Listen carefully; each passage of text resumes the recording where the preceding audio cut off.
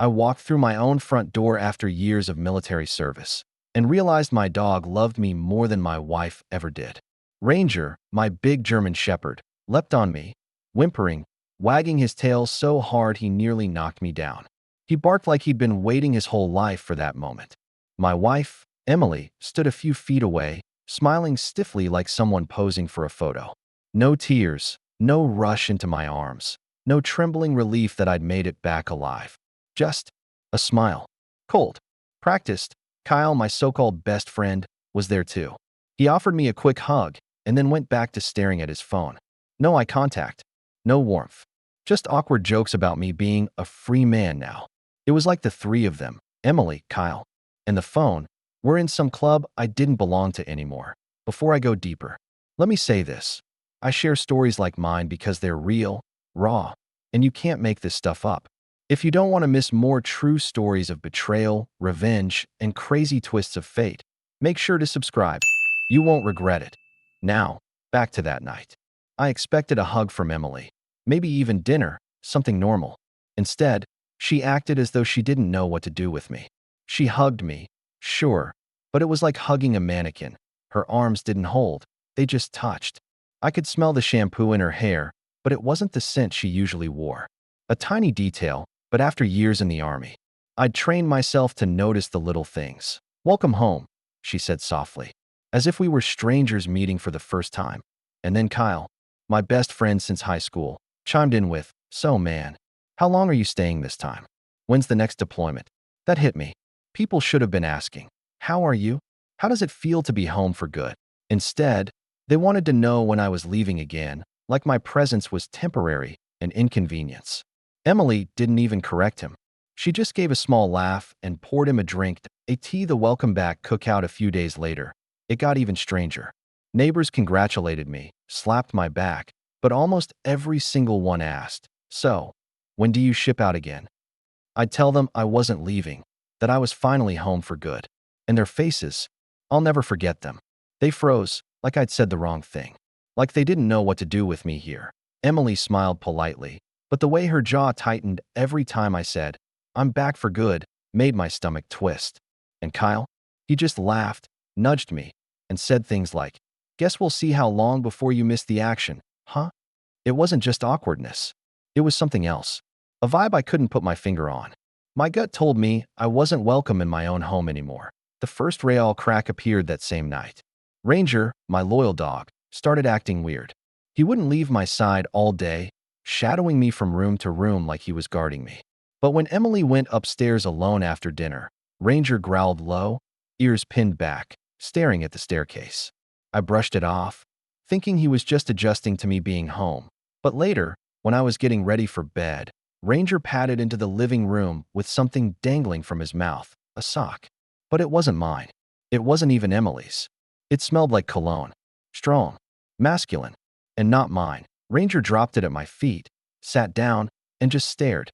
His eyes locked on mine in that way dogs do, like he was telling me, "Pay attention.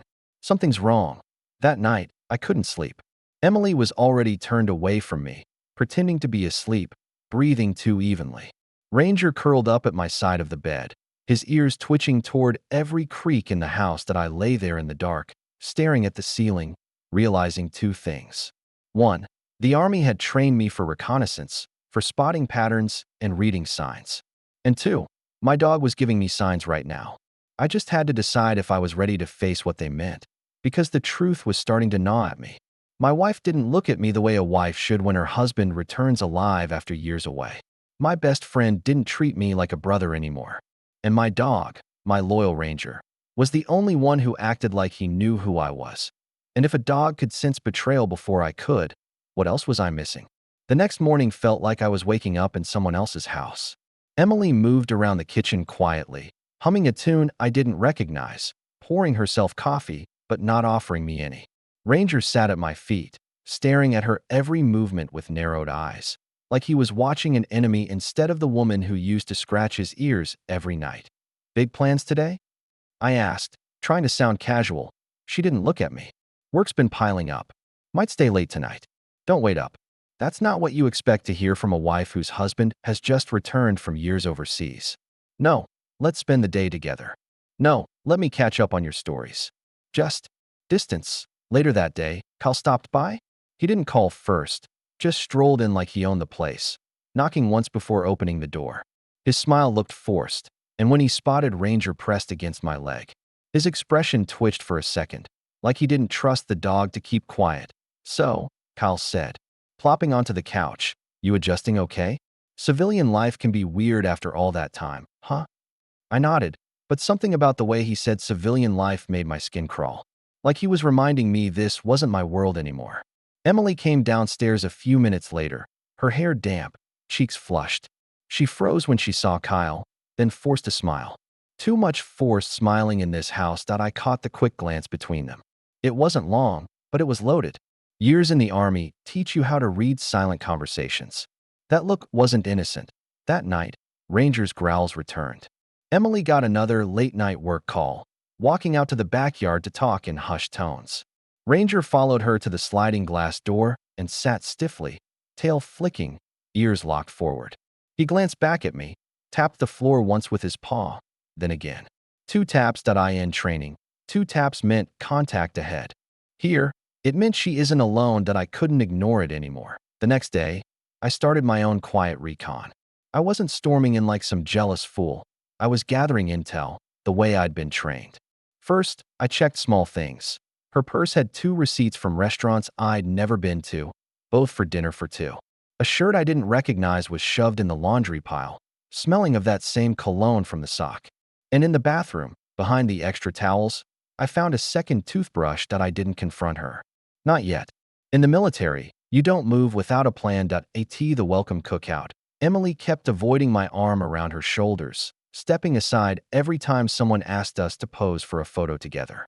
She smiled for the camera, sure, but the second the shutter clicked, her face went flat again.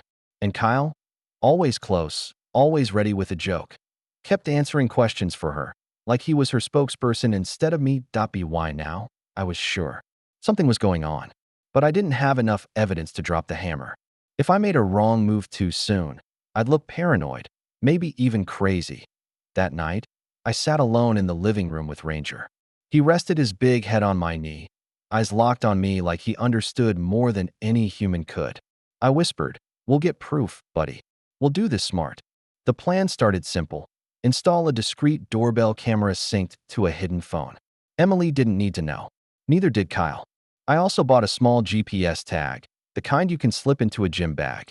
I didn't tell anyone, not even my family. 2 days later, Ranger confirmed my suspicions. Emily told me she had to stay late again. Team project, big deadline. But when she walked out the door, Ranger whined and pawed at my arm, tugging me toward the window.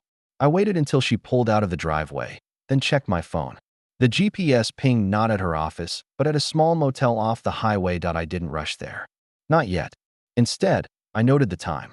Logged it. Just like I'd done on missions. I needed consistency. A pattern. By the time she got home, hair tousled, shirt slightly wrinkled, I was already on the couch pretending to doze off. She kissed my cheek lightly, almost nervously, then slipped into the shower. Ranger sat in front of the bathroom door, low growls rumbling in his throat. That night, I knew.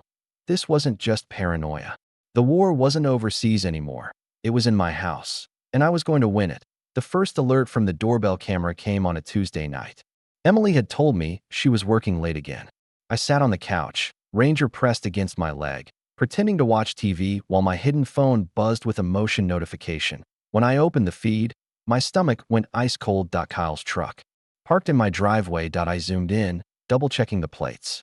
No mistake. He got out casually, like this wasn't the first time. He didn't even knock, just used a key. A key I never gave him. Ranger's ears twitched. He growled low, as if he knew exactly who it was. On the screen, I watched Kyle walk straight into my house. A minute later, Emily appeared in the hallway. She wasn't surprised. She wasn't startled. She smiled. And not the fake smile she gave me. This one was soft, real, the kind she hadn't given me in years. My hand clenched so tight around the phone that my knuckles turned white. Ranger nudged me, sensing the change in my breathing, that I forced myself not to storm upstairs. Not yet. Instead, I hit record. The camera caught them hugging in the hallway. Too long. Too close. Kyle brushed her hair back, whispered something, and she laughed. My wife, laughing in my house, in my hallway, with the man I once trusted to watch my six. And then she kissed him. It wasn't quick, and it wasn't a mistake. It was deliberate. Ranger barked at the screen, tail stiff, pacing back and forth. I hushed him, shaking, whispering, "Easy, boy. Not yet. Not yet." I sat there, staring, heart hammering against my ribs as they disappeared into the bedroom. My bedroom. The door closed. That moment broke something in me. I'd seen destruction overseas, but nothing compared to watching betrayal live streamed into my hands. That I didn't sleep that night. Instead, I watched the footage over and over, memorizing every detail, the time, the expressions, the way she texted me, "Good night, babe," while Kyle's boots sat neatly by my welcome mat. The next morning, Emily came downstairs cheerful, humming again. She poured herself coffee, kissed me lightly, and said, "Long night, but I'm glad you understand." I nodded, holding the mug tight so she wouldn't see my hands shaking. Ranger sat at my feet, eyes locked on her every move. Over the next week, the pattern repeated. Camera alerts. Kyle's truck in my driveway. Emily working late. Ranger growling at the sound of their voices upstairs. I kept recording, building a file thicker than any field report I'd ever written. I started collecting everything. Screenshots of texts she sent me while Kyle was inside. Timestamps from the footage, GPS pings from her bag at the motel.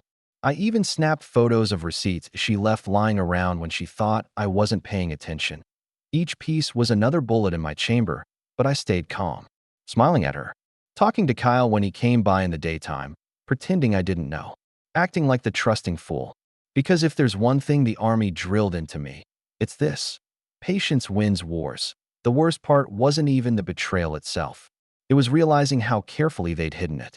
How many people probably knew, or at least suspected, while I was gone. That's why the neighbors asked when I'd leave again. That's why Emily lit up when I mentioned a contract out of town. They already had their arrangement, and I was just the ghost interrupting it. But ghosts can haunt. And I wasn't leaving. The night I made my decision, I sat in the dark with Ranger by my side. I whispered, "We're not just getting even. We're ending this." Ranger tapped his paw twice on the floor. Contact confirmed. The footage I had wasn't just suspicion anymore. It was a full-blown betrayal captured in high definition. But I knew if I confronted them too soon, I'd only give them the chance to twist it back on me. I needed to build something airtight, something they couldn't wriggle out of no matter how hard they tried to SO the next morning. While Emily was at work, I made an appointment with a divorce attorney. I didn't tell her. I didn't tell anyone. I walked into that office with my phone full of videos, GPS logs, screenshots, and a heart that felt like stone. The lawyer, a calm, older man who'd clearly seen stories like mine before, looked over the evidence carefully.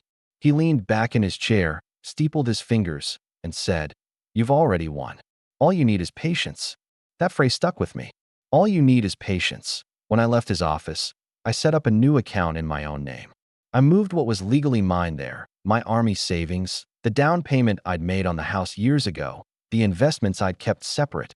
I wasn't going to let her drain me dry after what she'd done at home. I played my role perfectly. I smiled at Emily, kissed her cheek, asked about her day like nothing was wrong. She relaxed more and more, convinced I was still blind. That weekend, Kyle came over to watch the game. He brought beer, slapped me on the back, and joked about me being too stiff as a civilian. I laughed along, all while knowing I had hours of footage of him sneaking into my house at night. The hypocrisy burned, but I never let it show. What struck me most wasn't just the betrayal. It was how bold they were becoming. Emily started slipping, leaving little traces like the smell of his cologne on her shirt, or her phone lighting up with his name when she thought I wasn't looking. She'd step outside to take the call, whispering, giggling like a teenager. One night, Ranger growled at the window. I pulled up the camera feed on my phone. Kyle wasn't in his truck. He was walking up the driveway with a bouquet of flowers. At 11 at night, Emily opened the door before he even knocked. She hugged him in the open doorway, right under the camera, like they no longer cared. That was when I realized something important. They thought I was still the soldier overseas. Absent, distracted, too dumb to notice. Good. Let them believe that. The more careless they got, the more evidence I gathered. I started cataloging everything with military precision. timestamps, screenshots, labeled folders, backups on an external drive hidden in my garage. I even printed a few key photos and sealed them in an envelope. Meanwhile, I kept strengthening my front. I told Emily I'd been offered a short consulting job out of town, just a couple weeks. Her eyes lit up in a way that cut deep. She covered it quickly, but not fast enough. "Oh," she said, pretending to sound neutral. "Well, if you think it'll help you adjust, you should take it." That night, while I packed a small bag just for show, Ranger wouldn't leave my side. He whined and pawed at me, as if begging me not to go. I crouched down, scratched behind his ears, and whispered, "Don't worry, buddy. We're not going anywhere. We're just setting the trap." When I left for my supposed job, I parked my car a few streets over and walked back under cover of night. I set up an extra camera inside, hidden in a picture frame in the living room. Then I retreated to the spare room, keeping quiet, while Ranger curled up at my feet, ears pricked. At 12:43 a.m., the front door opened. Quiet steps. A laugh I recognized instantly. The trap was working. From the moment I pretended to leave for that consulting job, things moved fast. Too fast. The very first night, I sat in the dark of the spare room, Ranger curled tight against me, while my phone buzzed with the camera feed. Emily didn't even wait an hour before Kyle arrived. This time, she opened the door barefoot, in pajamas she usually wore only with me. She didn't hesitate. She kissed him right there in the living room, laughing as if this were their house, not mine. They poured wine, settled on the couch, and Kyle put his arm around her like he owned the place. I recorded every second. At one point, she picked up her phone and typed. My phone buzzed out a text from her. "Miss you already, babe. Hope work isn't too stressful." That I almost laughed. The audacity was unbelievable. She was sitting in my living room with my so-called best friend, sending me lies while his hand rested on her knee. Ranger's ears twitched at the sound of their voices through the walls. He tapped his paw twice on the floor. Contact confirmed. The next few nights played out the same way. Different excuses from Emily, different outfits, but always the same pattern. Kyle arriving late. Emily greeting him like a husband. Whispered laughter echoing through my walls. I learned something valuable watching them. They weren't careful anymore. They left traces everywhere. Kyle's jacket tossed over the chair. His shoes by the door. Emily's perfume mixed with his cologne in the air. They were comfortable. Too comfortable. And that worked for me. I kept gathering evidence. Video after video. GPS logs stacked up, matching perfectly with the camera timestamps. Receipts I found in her purse, dinners for two, champagne bottles. Every piece went into the folder labeled Final Strike, but evidence wasn't enough. I wanted a reveal so devastating that they'd never recover from it. Quietly, I started planning. First, I invited Emily's parents to town for her upcoming birthday. I told them I wanted to throw her a surprise party. They were thrilled. Perfect cover. Next, I called a photographer I knew, a guy who did professional event shoots. I told him I needed someone who could not only take photos, but also set up a live feed on a big screen. He said it was easy. Finally, I made arrangements with my lawyer. He drafted the separation papers and a prenup addendum, neatly tucked into a sealed envelope. My gift. Meanwhile, Emily acted like she was living in a dream. She started humming around the house more, buying new clothes, even wearing makeup on nights she claimed to be working late. When I asked her about it, she laughed it off, saying, "Just trying something new." Kyle, too, grew cocky. He slapped me on the back in front of others, cracked jokes about me being too serious, and one afternoon, when Emily wasn't looking, he smirked at me. Just for a second. Like he thought he was winning. I kept my face blank, my smile steady, my tone light. Let him think I was clueless, but Ranger knew better. At night, when the house was quiet, he'd lay his head on my knee, eyes glowing in the dark, as if to say, "We've got them, soldier. Just wait for the signal." By the end of the week, I was ready. The date was set, the invitation sent, the screen rented, the evidence cataloged. Emily thought her birthday would be the start of a new chapter with Kyle. She had no idea it would be the end. The week leading up to Emily's birthday felt like living inside a play where I was the only one who knew the script. Everyone else was improvising badly. Emily floated through the house like she was walking on clouds. She started dressing better for work, wearing heels and new dresses that had never once been for me. She carried herself differently too, like a woman in love. But it wasn't with me. One evening, she came home later than usual. Her hair was slightly messy, cheeks flushed, lipstick smudged just enough to tell a story. She saw me sitting at the table and froze for half a second before forcing a laugh. "Long day. Don't wait up tomorrow either. This project is killing me," she said, avoiding eye contact as she dropped her purse on the counter. Ranger patted over, sniffed her bag, and growled softly. She shooed him away nervously. I only nodded, pretending not to notice. Inside, I logged the time. Another checkmark on the growing list. 2 days before her birthday, Kyle came over in broad daylight.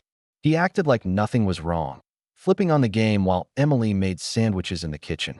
When she leaned over to hand him a plate, their fingers lingered just a second too long. I caught it. Ranger caught it. Neither of them realized I was watching from the corner of my eye. What they didn't know was that every move they made was already on record. The living room camera caught the way Kyle looked at her when he thought I wasn't looking. The way she leaned toward him just slightly more than a friend should. The way they both went quiet whenever I walked back into the room. That night, I sat with Ranger and flipped through the files again. Hours of footage, GPS pings, texts. It was more than enough. But still, I wanted the final blow to land so hard it would leave no room for excuses. So, I made one more call to Emily's sister. She was always skeptical of Kyle, never liked how close he was to Emily. When I invited her to the surprise birthday party, she hesitated, then agreed. "She'll never see it coming," she said. Exactly. The day before the party, Emily surprised me. She walked into the living room, sat down next to me, and laid her head on my shoulder. "You're such a good husband," she whispered. "I don't know how I got so lucky." Her words stung worse than any battlefield wound I'd ever taken. She said it with such ease, such confidence, while her phone buzzed with a message from Kyle. She didn't even flinch. I kept my arm around her, steady as a rock, while inside I was boiling. Ranger sat at my feet, eyes on her, ears twitching like he knew every lie spilling from her lips. That night, I walked the house one last time, checking every detail. The big screen was set to go. The hidden files were ready. The envelope with the legal documents sat on my desk, sealed. When I finally lay down, Ranger climbed up and rested his head on my chest. I whispered to him in the dark, "Tomorrow, buddy. Tomorrow we end this." The morning of her birthday, Emily dressed up early, humming happily as she put on a new dress. She kissed my cheek quickly, said she had errands to run, and left without looking back. I checked my phone. The GPS showed her not at the mall, not at the florist, but at the same motel off the highway. I smiled. Perfect. Let her enjoy her last day of pretending.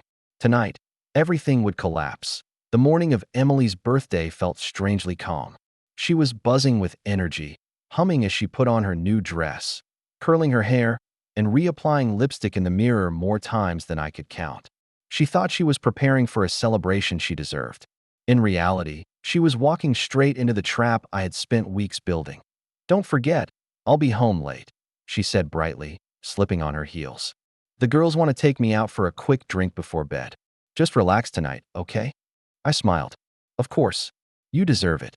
She didn't notice the way Ranger's eyes followed her every move, or the way my jaw tightened when she kissed my cheek with lips that didn't belong to me anymore. As soon as the door shut, I checked the GPS. Sure enough, she wasn't heading anywhere near her friends. The little dot moved straight toward Kyle Street. Predictable. I spent the day making sure everything was ready. The big screen was hidden behind the curtain, the projector tested twice. The photographer arrived early to set up his cameras. My lawyer's envelope sat neatly on the dining room table, ready to be handed over at the perfect moment. Every piece was in place, but waiting was the hardest part. Ranger paced the living room like a soldier on patrol, ears pricked at every sound. He'd stop sometimes, sit in front of me, and tap his paw twice.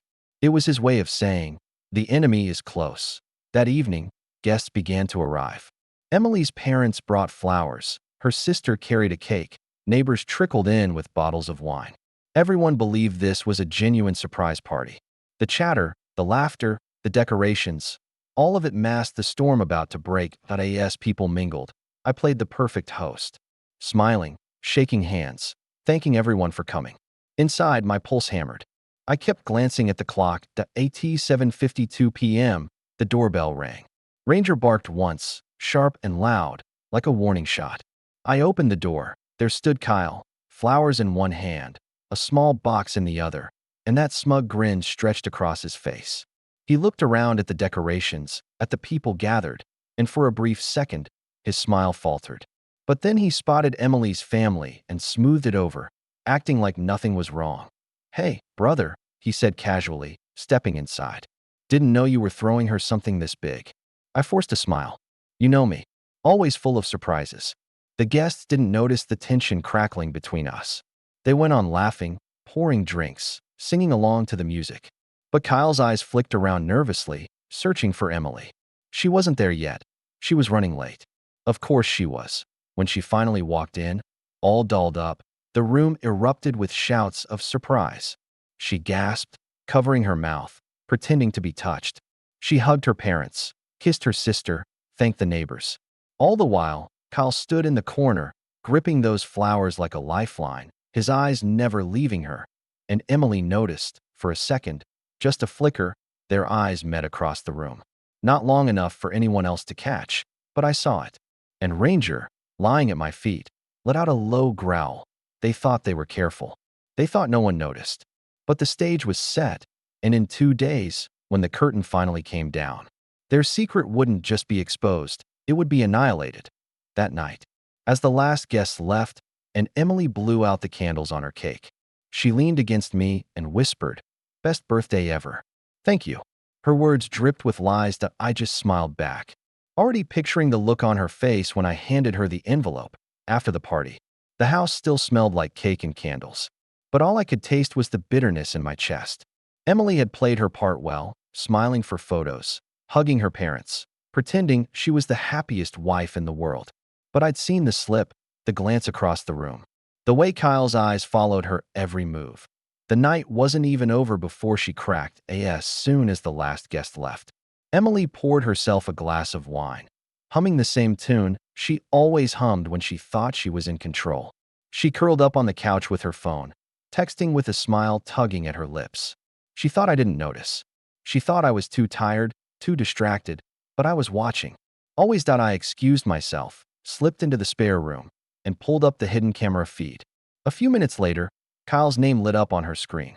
She typed quickly, biting her lip, then grabbed her purse and keys.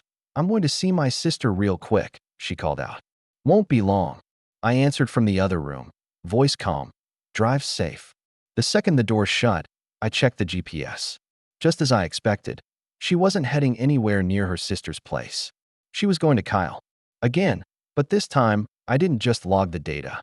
I followed that I stayed several cars behind, headlights off when I could, careful, deliberate. Years of training made me invisible on the road. Ranger wasn't with me this time. He stayed behind, guarding the house, but his growl still echoed in my head. Contact confirmed. She pulled into Kyle's driveway, parked, and rushed inside without knocking. Like she belonged there. I didn't go in. Not yet. I parked a street away, phone recording the GPS timestamp, then sat in the dark with my fists clenched around the steering wheel.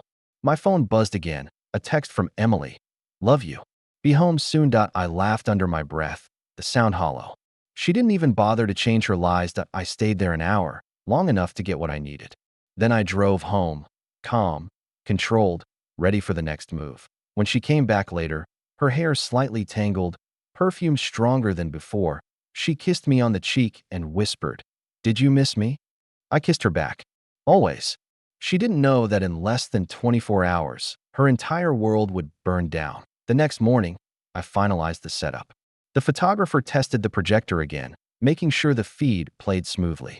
My lawyer confirmed he'd notarized everything and slipped the envelope into my hand. Inside, separation papers, the prenup enforcement, and copies of the financial transfers. Ironclad. I rehearsed the reveal in my head, step by step. Guests arriving. Emily opening presents. The gift I'd give her at the end. Then the curtain pulling back, the big screen flashing to life, showing the world what she thought she'd hidden. Kyle, standing there with nowhere to run. Emily, cornered in front of everyone she ever cared about. I didn't need to yell. I didn't need to break anything. The evidence would do all the work. That night, Emily came to bed humming again, curling against me like everything was normal. I wrapped an arm around her, steady, calm, my mind already on tomorrow. Ranger lay at the foot of the bed, eyes open, ears alert, watching, waiting. As I drifted off, one thought repeated in my mind like a battle mantra. Tomorrow, the war ends. Emily's birthday dinner was everything she dreamed of, until it wasn't. The house was full of laughter, clinking glasses, the smell of roasted food and cake. Her parents sat proudly at the head of the table, her sister snapping photos on her phone. Emily glowed, soaking up the attention like she'd earned it. She had no idea she was about to be center stage in a show she couldn't escape, that I played the perfect husband. I carved the meat, refilled wine glasses, smiled for every photo. Kyle arrived late, carrying another bouquet, this time red roses. Emily lit up when she saw him, though she tried to hide it. Guests cheered, the night carried on, and finally, it was time for gifts. Emily opened boxes of jewelry, perfume, cards filled with kind words. She kissed cheeks, thanked everyone sweetly. Then I stepped forward. "This one's from me," I said, handing her a sealed envelope. She raised an eyebrow, teasing. "An envelope? No box. Sometimes the best gifts come in small packages," I said, steady as stone. She tore it open, eyes scanning the papers inside. Her smile faltered. She looked up at me, confused, then nervous. "What is this?" she whispered. Before she could answer herself, I nodded to the photographer. He pulled the curtain. The big screen lit up. At first, it was just the doorbell camera footage, Kyle's truck pulling into my driveway at 1:17 a.m. The room went quiet. Then came the recordings. Emily opening the door barefoot, Kyle slipping inside, their arms wrapping around each other. The kiss, the laughter, gasps filled the room. Emily's sister dropped her phone. Her father's face turned red, fists clenching on the table. The footage rolled on, time-stamped nights, different outfits, different lies. Every clip more damning than the last. Ranger barked once, sharp, as if echoing the shock in the room. Emily's face drained of color. She shot up from her chair, stammering. "This isn't. It's not what it looks like." But the next clip killed her excuse. Her texting me goodnight, babe, while Kyle's boots sat by the door. Guests turned, whispers rising like a storm. Some stared at her, others at Kyle, who sat frozen with the roses still in his hand. His grin was gone, replaced by a pale, stunned silence. I stepped forward, calm, my voice carrying through the chaos. "What you're seeing is the truth. Every date, every time, every word she sent me while she was here with him. And that envelope in her hands? Separation papers. The prenup is enforced. The house, the savings mine. She leaves with nothing." Emily's mother covered her mouth, tears welling. Her father slammed his fist on the table, standing up so fast his chair toppled. "How could you?" he barked at his daughter. Emily shook her head, reaching out to me, voice trembling. "Please, listen. I can explain." I stepped back, Ranger moving between us, growling low. "There's nothing left to explain," I said coldly. "You made your choice. And so did I." The last video played. Emily slipping into Kyle's house just the night before, time-stamped, undeniable. The final nail in the coffin. The room was dead silent. Then Kyle's girlfriend, who I'd invited quietly, stood up from the corner, eyes blazing. She slapped the roses out of his hand, her voice cutting through the silence. "We're done." And just like that, the two of them were exposed. Destroyed in front of everyone. They thought they fooled that I didn't raise my voice. I didn't need to. The truth was louder than anything I could ever say. The party ended in chaos. But my mind had never been clearer. Emily's parents left in silence, unable to even look at her. Her sister hugged me tightly, whispering, "You did the right thing." Kyle stormed out with his girlfriend trailing behind, shouting at him for every lie he'd told. And Emily, she stood there, shaking, begging me to talk to her. I didn't. I walked Ranger out to the porch, the cool night air washing over me, and let the house behind me collapse into whispers and shame. For the first time in years, I felt free. The days that followed were a blur of paperwork and moving boxes. Emily tried to fight, tried to call me, begged me to reconsider. But the prenup was airtight, the evidence undeniable. She moved out within the week. The house was mine, legally and morally, and it finally felt like home again. Ranger settled quickly. No more growling at the stairs. No more pacing at night. He slept soundly at the foot of my bed, tail wagging in his sleep, As if even he knew the danger was gone, I poured myself into my work, taking on a few small contracts in construction management. It wasn't glamorous, but it was steady, honest, and mine. I reconnected with old friends who hadn't betrayed me, joined a gym, even started hiking with Ranger on weekends. For the first time in years, I was living, not just surviving. And then came the small surprises. A neighbor introducing me to her cousin. A casual coffee turning into long conversations. A woman who didn't look at me like a soldier or a paycheck, but as a man worth knowing. She asked about my day and actually listened. It was new. It was real, I won't lie. The scars are still there. You don't walk through betrayal without carrying some of it forever. But those scars remind me of what I overcame. They remind me that I refused to let lies define me. When I look back now, I don't feel anger. I feel relief. Relief that Ranger showed me the truth, that I trusted my instincts, and that I had the patience to strike when it mattered most. And in the end, I won. Not by screaming, not by fighting, but by staying calm, planning carefully, and letting the truth do the damage. Now it's just me, Ranger, and a life that's finally mine to live. That if you've stuck with me through this story, thank you. And now I have to ask, did I do the right thing? What would you have done if you were in my shoes? Don't forget to subscribe so you never miss stories like this one. Drop a like if you enjoyed it, and leave me a comment with your thoughts. I read every single one. Because sometimes, the best revenge is simply telling the story.